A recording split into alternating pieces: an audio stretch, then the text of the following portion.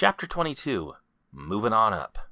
The syndicate cars were as nice as their suits, and that was who Mr. Carvel represented, the mysterious syndicate. Mr. Carvel was very coy about his place in the organization, but it was clearly pretty high up the food chain. The syndicate was the umbrella under which most of Seattle's gangs were organized. Jim knew them only passively before, as the people the Bloody Eye paid dues to. The more Jim thought about it, the more he wondered why they didn't show up sooner. Before Jim, the Bloody Eye was just a minor contributor to the syndicate, but with his help, their values skyrocketed. It should have been common sense that they would come looking for whomever turned the gang's luck around. But having spent so much time with that gang of punks, Jim's common sense was quite strained. Jim certainly felt that Nate and Sarah's common sense was quite low, as both of them flatly refused to leave the ship right away. It wasn't that they didn't appreciate what a massive opportunity this was, but neither wanted to leave the head boys under the care of new people just because they weren't the Bloody Eye. Neither Nate nor Sarah wanted to leave until every head boy on that ship was moved to a new, safer location, just about anywhere else. Mr. Carvel was very patient with their requests. He said that any friend of Jim was a friend to him. He agreed to bring all of the neural encasements to a safe location, including the ones out on assignment. But doing so would take a few days, and what wasn't negotiable was Jim's immediate relocation. Against every fiber of his being, Jim reluctantly left Sarah and Nate that night. During the long ride up to Mr. Carvel's mansion, which overlooked Seattle, Jim spoke to him about his time before the Jonah collapse and his dark imprisonment afterwards. He told him about Nate and Sarah and even Rick. Jim's case sat in the lap of one of Mr. Carvel's men and faced in Mr. Carvel's direction. It was quite refreshing not to be stuffed backwards into a corner like some old toaster. When Jim spoke of Rick, he watched Mr. Carvel's reaction closely. The stern man showed no great reaction to finding out that Rick was a police officer.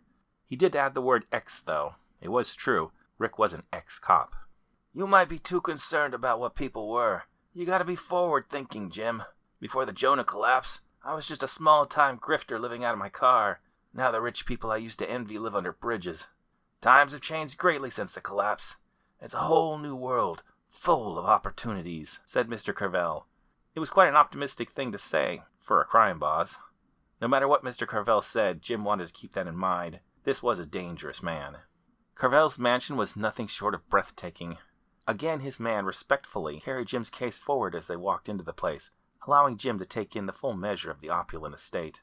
As Jim recalled, this particular mansion had houses around it in the past, but apparently they'd all been cleared out. This allowed for a lush, if somewhat hilly, grounds. AZ thought of his dilapidated ship and dirty docks as a kingdom, but it was laughable compared to Mr. Carvel's. This was truly the estate of a king. Jim was brought inside the mansion, and into an office that looked not unlike the study Jim had first tried to revive Sarah inside of. It was full of leather, polished wood, and velvet furniture. Jim had seen such places when he was an accountant, but only briefly. It even had real books on the shelf, not just pretentious wall filler that some mansions had. It was hard to believe that such a place still existed. "Welcome to your office, Jim," said Mr. Carvel. Jim was immediately puzzled. "My office?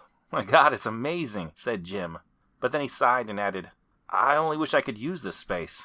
It's an extremely generous offer, Mr. Carvel, but you can really keep my case anywhere. I'm rather limited in my current form," said Jim. "You've been out of the loop some time, Jim. Technology moved ahead quite a bit while you and your brain friends were living it up in virtual reality.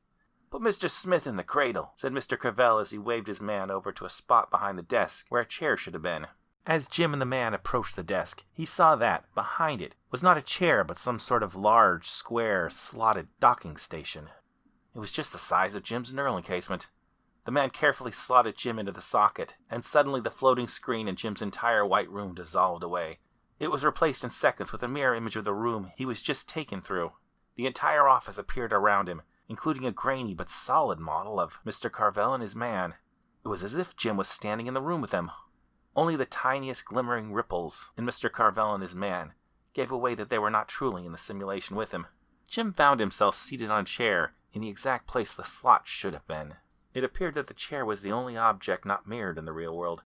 As he stood up, he could see the ghostly image of Mr. Carvel's eyes follow him. Jim tilted his head slightly, and Mr. Carvel smiled. Can you see me?" asked Jim. "Yes, of course. Welcome to the ghost system, Jim. It seamlessly merges virtual and real through holograms and a bunch of techno mumbo-jumbo. I had one installed in this room just this morning in anticipation of your arrival. Do you like it?" asked Mr. Carvel with a sly smile. "Oh my God, yes," said Jim. Unable to contain his childlike joy, he ran up to a bookshelf and reached for a book. He wasn't too sure what to expect, but to his delight he pulled the book right off the shelf. Or, well, sort of. The book became two books. The book in the real world appeared ghostly to him, but a far more solid virtual copy of the book was in his hands in virtual reality. It was a strange quasi-existence, but still, just amazing. He opened up the book and paged through the virtual clone. Every page was there, every word just as solid as the real thing. Sorry, Jim, but there's no way you can truly reach into the real world, but the system will give you most of the feeling of really being there. We use the same sort of system for remote board meetings. You get used to it, said Mr. Carvel as he walked up to Jim. Jim could hear the man's voice perfectly follow his ghost-like image as he walked. Then Mr. Carvel put his hand on Jim's shoulder, and Jim jumped. What the hell? Said Jim in shock. He could feel Mr. Carvel's touch. Jim jumped back, and Mr. Carvel's hand slid through his body, giving him the very uncomfortable feeling of being virtually cut apart by the hand and then reassembled again around it. Mr. Carvel laughed. Sorry, Jim. A little joke we like to do to the first-time users. Pretty weird, eh? Said Mr. Carvel with a laugh. Come on, have a seat. Let's talk business. Mr. Carvel beckoned over to two high-back leather chairs in the corner of the large office, in front of a beautiful fireplace. Then he looked at his man and waved him off. The man nodded and quickly left the room. As he opened the door, Jim could see there was nothing outside the room but white nothingness. The man appeared to disintegrate as he walked outside of the scanned areas, only for his arms to appear a moment later to close the twin doors behind himself. Apparently this ghost system only mapped the inside of the room and not a single thing beyond it. Even the sound of the man's footsteps stopped the second he left the office's boundaries. Apparently Mr. Carvel didn't want Jim to see or hear a single thing beyond this room. Jim could tell he was still trapped in a cage, even if it was far nicer than any in recent memory. He sat down with Mr. Carvel in the opposing chair. Mr. Carvel took a decanter off the table between them and poured himself a small drink. Then he looked at Jim and said with a smile, You'll have to pour your own, I'm afraid. Jim reached towards the same bottle and pulled out a ghostly copy. He held up the decanter and rolled it around. The simulated dark brown liquid looked like whiskey. He held the glass container up to his nose, and by God, it smelled like whiskey too. Jim quickly snatched up a nearby glass on the table, which split into two, and poured himself some. Jim took a sip, and it burned like the best whiskey he ever had. Then he took a few more sips just to make sure the first one wasn't a fluke. Careful now, Jim. This simulation's quite thorough. Within moments, Jim could feel the virtual fluid warm his virtual body. It had been years since he had any liquor, even when he still had a body. Towards the end of his physical life, his body couldn't even handle the smell of good whiskey. In the new use simulations, their alcohol was always weak, and smelled more like rubbing alcohol. It didn't matter what the drink was, they never got the taste right. It was as if all alcohol was dollar store vodka. But this was truly a treat. Jim hadn't had anything like this in at least 70 years. Don't get too tipsy, my friend. We have a great deal to discuss, said Mr. Carvel. Oh, I'm sorry, it's been a while. I swear I used to be a lot more professional way back when, said Jim. He tried his best to remember his old accountant days, back when people trusted him with their financial lives. He struggled to remember the most dignified way to sit. It didn't help that he was still dressed like a court jester. As he crossed his legs, the bell at the end of his shoes rang. Sorry, I'm not really appropriately dressed for this. It's okay, laughed Mr. Carvel. We'll fix that soon enough. For now, listen. I'm certain you're thinking to yourself that you must be here to increase profits. That's part of it, certainly, but only a small part of it. The biggest problem is that, right now, we don't have any money, as I'm certain you've noticed.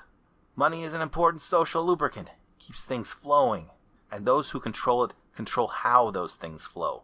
Understand? The syndicate's done pretty well without it, but ultimately, there's limits to what we can do. The Jonah collapse was useful to us, as it reset who was in control of the flow of wealth. Real things took on real value, and not just what some pinhead globalists thought it should be. This helped to right the system that was a little too full of itself. But in the last few years, we've reached the limits of what bartering can accomplish. We need real money again. But surely you don't need my help to print money. Just take some paper and slap some dead guys on it, said Jim, confused as to why they would need him for something so basic. Oh, we tried. Many people have. But nobody can agree on what things are really worth. But you seem to have things figured out with remarkable clarity. Trade with the bloody eyes become the de facto standard for the whole city, said Mr. Carvel as he motioned vaguely at everything around him. So you want my spreadsheets? Jim asked questioningly. I don't want to cheat myself out of your generosity, but it seems like a lot to offer for a list of values for goods and services. No, Jim. We want the mind behind your spreadsheets. You've cracked the code, my friend. We've been trying to introduce money back into the system, but people just don't believe in it anymore. They don't think it's correctly valued, and if they don't trust its value, then it's just meaningless paper. Well, what about cryptocurrencies? They seem to have value, said Jim. Back when Jim was a younger man, cryptocurrencies were all the rage. Although he didn't deal with them much, their value was always changing and their legality made them too much of a pain. And to be honest, he never really understood what they even were. His mind always defaulted to Pac-Man pills. Mr. Carvel did not seem happy with the suggestion. That is the last damn thing we need. Those damned hippie currencies can't be managed usefully. Do you mean they can't be manipulated? Asked Jim. Nearly the moment after he said it, he regretted it. Why did he feel the need to press his luck? Mr. Carvel didn't seem irritated, though. Managed, manipulated, however you want to spin it, somebody's in control. And I want your help to make certain it's us. We can't have these hippies steal that away. There's a reason open access to the internet's been cut off, and it has nothing to do with rebellion. We will not allow these hippie currencies to get in the way of our new banking system. And we're certainly never allowing bleeding-heart globalists to run things again either. This goes much further than Seattle, or even the West Coast, Jim. If we do this right, I think we can re-establish the United States dollar for the whole country, perhaps even the world. Jim started to choke on the sip of whiskey he was taking. He coughed for a moment and then looked at Mr. Carvel with wide eyes. I think you might have the wrong guy. I can't run an entire country's economy, much less the world. Don't get ahead of yourself, Jim. I'm not asking you to run anything. We will run things, said Mr. Carvel with a suddenly intense look in his eyes. Then he smiled and said, we just need you to help get the ball rolling with the cash that'll be doing it. You can make people believe in the value of actual money again.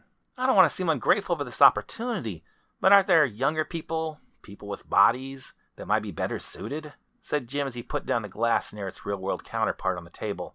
Instantly, its virtual glass snapped back into the body of its real-world counterpart. This was a terribly important conversation with huge stakes in play, yet Jim's attention was instantly absorbed by this crazy ghost system. That's the thing, Jim. None of these younger f***ers have the experience to pull that off. You come from a time when people still worship the greenback. Nobody in your time doubted the dollar. You old-timers know what money is worth. These kids, they grew up brainwashed by the globalists and the namby-pamby utopia. To them, money's a joke, an afterthought. Most of them had never even seen paper money in the flesh. That's why the Jonah collapse happened in the first place. People stopped worshipping the dollar, and that green god grew angry with them. We need a prophet, Jim, a man that can bring that old god back. Restore their faith in cash. You'll make the dollar worshipped once again. Jim actually felt rather inspired, even if this did seem like a ridiculous idea. A prophet of profit? I suppose I can give it a crack. Where do we start? Cautiously said Jim. Jim knew he was getting into bed with the devil, but did he really have any other choice? It was certainly a finer quality demon than the last one. Everyone he knew would benefit. The intellectual part of him even looked forward to the challenge. But was he getting any closer to freedom, or just pulling himself deeper into hell?